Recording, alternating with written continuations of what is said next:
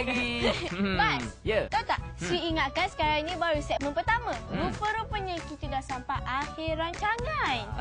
Jadi sekarang ni kita tak nak buang masa. Kita nak teruskan bagi soalan kuis hari ni. Ya. Jadi kawan-kawan, jom saksikan soalannya.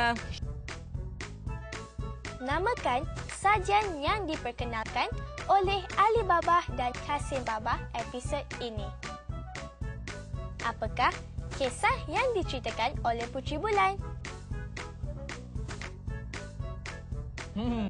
Kawan dah tengok soalannya. Sekarang jom kita saksikan hadiah yang menanti kawan-kawan kita yang menang soalan kuis ni. Saksikan hadiahnya. Pemenang kuis akan memenangi hadiah-hadiah berikut. Akaun simpanan, Jairo atau Jairo I, sumbangan Bank Simpanan Nasional. Hamper barangan Stabilo, sumbangan Stabilo Malaysia.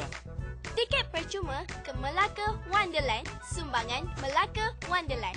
Tiket percuma bagi Greenery Cruise, sumbangan Minds Cruise. Kemeja tea dan voucher kelas percubaan percuma, sumbangan Da Vinci Creative Kids. Package eksklusif barangan Asuh, sumbangan Galeri Ilmu Sendirian Berhad.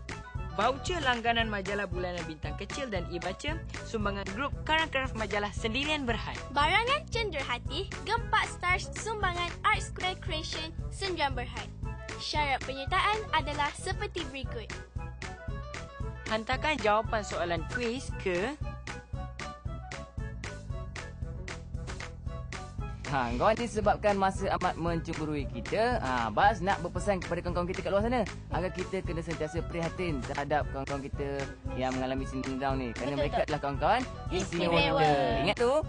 Jadi ingat minggu depan jangan lupa bersama kami lagi. Hari Jumaat 7 pagi hanya di Kids Kids on on 2.